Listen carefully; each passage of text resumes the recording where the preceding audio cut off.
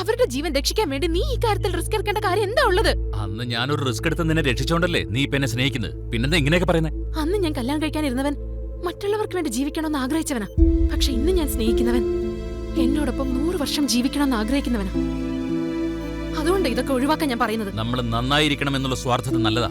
പക്ഷെ ഒരു ജീവൻ പോയാലും നമ്മൾ മാത്രം നന്നാവണം എന്നുള്ള സ്വാർത്ഥതയാണ് ഏറ്റവും വലിയ തെറ്റ്. അത് ഞാൻ അനുവദിക്കില്ല.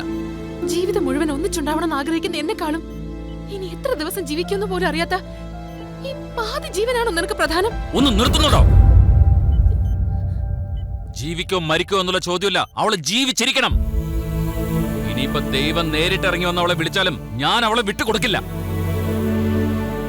അനാഥനായ എന്നെ ഏട്ടാന്ന് ആദ്യം വിളിച്ച എന്റെ പൊന്നു പെങ്ങളവള്. അവളെ വിട്ടുകൊടുക്കില്ല.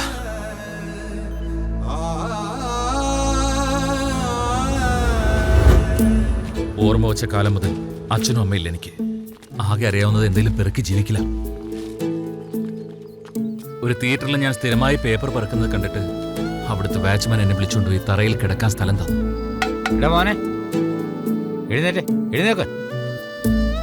അന്ന് തൊട്ട് എന്റെ കിടപ്പ് അവിടെ. അവിടുന്ന് എന്റെ ജീവിതം തുടങ്ങിയത്. അങ്ങനെ എന്റെ പേര് തറ ടിക്കറ്റെന്നായി. സ്നേഹത്തോടെ എല്ലാവരും എന്നെ തറ ടിക്കറ്റെന്ന് വിളിച്ചു തുടങ്ങി.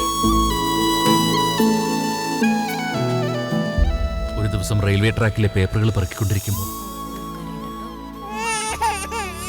എന്തിനാ മോള് കരയുന്നേ?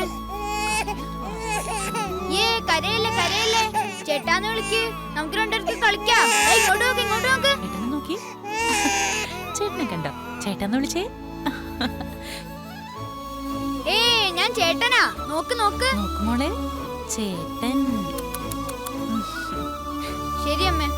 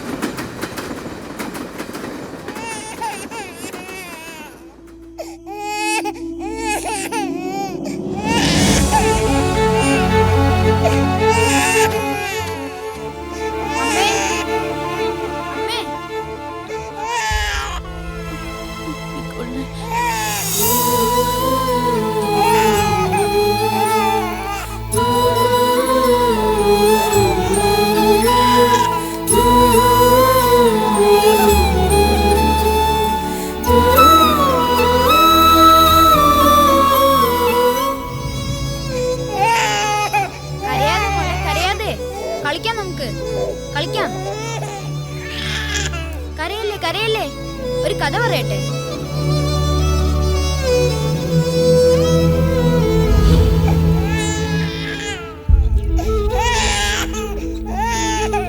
ഡോക്ടർ, എന്റെ അനിയത്തിക്ക് പനിയുണ്ടെന്ന് നോക്ക്.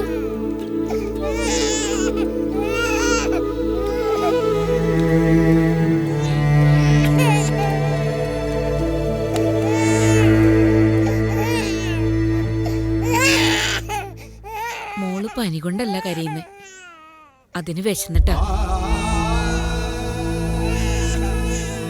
വേഗം ഇതിന്റെ അമ്മയോട് പാല് കൊടുക്കാൻ പറ. എത്ര പൈസ ചെലവായാലും വേണ്ടില്ല, ബ്ലഡ് കൊടുക്കുന്നവരെ കണ്ടെത്ത്. വേഗമാട്ടെ. ഓക്കെ ഏട്ടാ.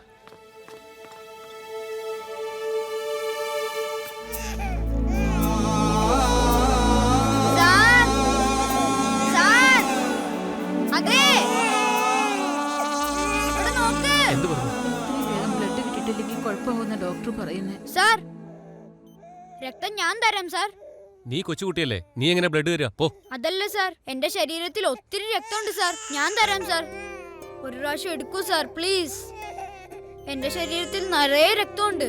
കൊച്ചുകുട്ടികളൊന്നും ബ്ലഡ് കൊടുക്കാൻ പാടില്ല സാർ. ഞാൻ തരാം സാർ. ഇവിടെ നോക്കൂ മോനെ, ഇനി അടുത്ത് വാ. സാരമില്ല, ബ്ലഡ് വേഗം നമുക്ക് സംഘടിപ്പിക്കാം. അവരെ നിനക്ക് നേരത്തെ അറിയാമോ? അറിയില്ല സാർ. പിന്നെ രക്തം കൊടുക്കാന്ന് പറഞ്ഞത്? അതിന് കാശ് കിട്ടില്ല സാർ. നിനക്ക് കാശെന്തിനാ? എന്റെ അനിയത്തിക്ക് വിശക്കുന്നു സാർ. ഭക്ഷണം വാങ്ങിക്കൊടുക്കണം. എന്റെ അടുത്ത് കാശില്ല. അതിനാ. ഇത് നിന്റെ അനിയത്തിയാ? അതെ സാർ.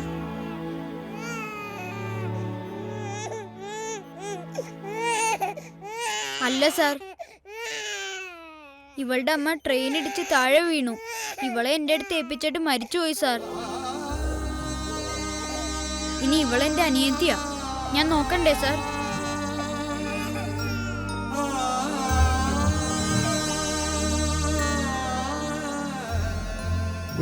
കുടിക്ക് പാല് കുടിക്ക്. Very good, very good.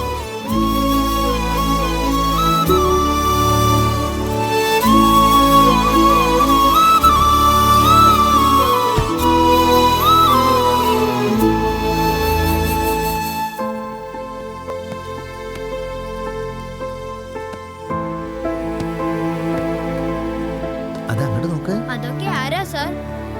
ഇവിടെ ഉള്ളവര് നിന്റെ ചേട്ടനിയന്മാരും ചേച്ചി അനിയത്തിമാരും ആണ്.